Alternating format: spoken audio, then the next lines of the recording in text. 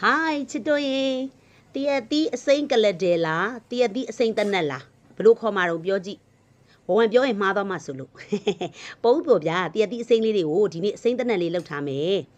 ။အရင်ဦးဆုံးတော့ဝန်ကဒါသုံးလုံးတစ်ထောင်ဒီလေးတွေလက်ဆက်ဆက်လေးခူးလာပါတယ်။ခူးပြီးတော့ကြတော့ဒါ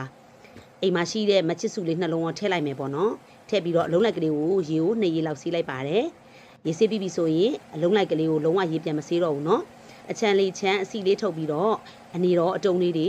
တုံလိုက်ပါမယ်။တုံပြီးပြီဆိုရင်စားလေးလက်တစုပ်လောက်ထည့်ပြီးတော့နာလေးဖိပြီးတော့နေပါမယ်အဖန်ဓာတ်တွေအချင်ဓာတ်တွေအကုန်လုံးထွက်သွားအောင်လို့ပေါ့နော်တကယ်လို့တရတီးကအရန်ချင်နေဆိုရင်စေးတကြားလေးနည်းနည်းထည့်ပြီးတော့နေပါ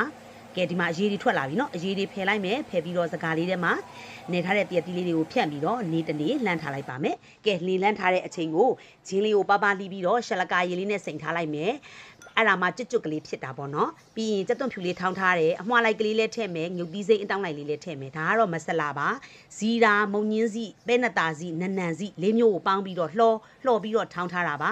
တကြားရဲ့စားရဲ့ပါပါမယ်တကြားမတုံးတဲ့လူဆိုရင်ထညက်ခဲလေးနည်းနည်းတုံးပါအယောင်တင်မှုတ်လေးလည်းပါပါမယ်ကဲ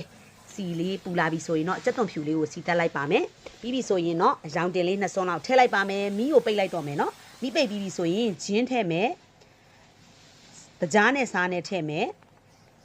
မဆလာလေးထည့်လိုက်ပါမယ်မီးဖွင့်ပြီးတဲတယ်ဆိုရင်အကုန်လုံးတူတတ်ပါတယ်အဲ့ဒါကြောင့်မီးပိတ်ပြီးမှမီးလေးမြင့်မြင့်လေးနဲ့မှဒီလိုမျိုးလေးစီတက်လိုက်တာပါပြီးပြီဆိုရင်ကြက်သွန်ဖြူနဲ့ငုတ်သီးစိမ့်လေးထည့်လိုက်ပါမယ်ထည့်ပြီးတော့မှွေလိုက်ပါမယ်ဒါကို COA နေအောင်ထိထားလိုက်ပါတော့မယ်စီကလုံးဝအေးသွားပြီဆိုရင်တော့ခုနနေလန်းထားတဲ့တရက်သီးလေးတွေကိုထည့်လိုက်ပါမယ်ထည့်ပြီးတော့မှွေလိုက်ပါမယ်ဒါဆိုရင်ရတာရှိတဲ့တရက်သီးအစိမ့်တက်နက်ကလေးရပါပြီရှင်ဒီလိုအချိန်လေးမှဒီလိုလှုပ်စားလို့ရတာเนาะစီများများလေးတုံးရပါတယ်ပလင်းလေးတဲ့ဘူးလေးတဲ့ကိုထည့်ဖိပြီးတော့ကြတော့အပေါ်ကနေစီလေးအုပ်နေတယ်ဆိုရင်တရက်သီးတနက်ကကြာခံပါတယ်ပြီးရင်ရေခဲအေးတဲ့ထဲလေးကိုထည့်ထားလိုက်ပါကဲဘာလေးနဲ့တွဲစားမလဲပဲဟင်းလေးချက်စက်ဥဘဲဥမဆလာချက်လေးချက်ပြီးတော့တရက်သီးတနက်ကလေးနဲ့เนาะအရန်ကောင်းเนาะလုံးဝအေးပြီဆိုရင်ဘူးလေးတဲ့ကိုထည့်ပြီးတော့ဇွန်းလေးနဲ့ဖိပြီးတော့စီလေးတွေကိုအပေါ်ကိုတက်တဲ့အထီကိုဖိပြီးတော့ထည့်ထားလိုက်မယ်ပေါ့နော်ကဲဒါဆိုရင်အိမ်မှာပဲလှုပ်စားမလားရောင်းမဲစားမလားစီးပွားရေးအနေလေးနဲ့ပဲလှုပ်မလားဝဝပညာသားမချမ်းလှုပ်ပြလိုက်ပြီနော်ဒီထဲမှာပါတဲ့ကြက်သွန်ဖြူလေးတွေညုတ်သီးစိမ့်လေးတွေကလည်းအရန်ကိုစားကောင်းတာနော်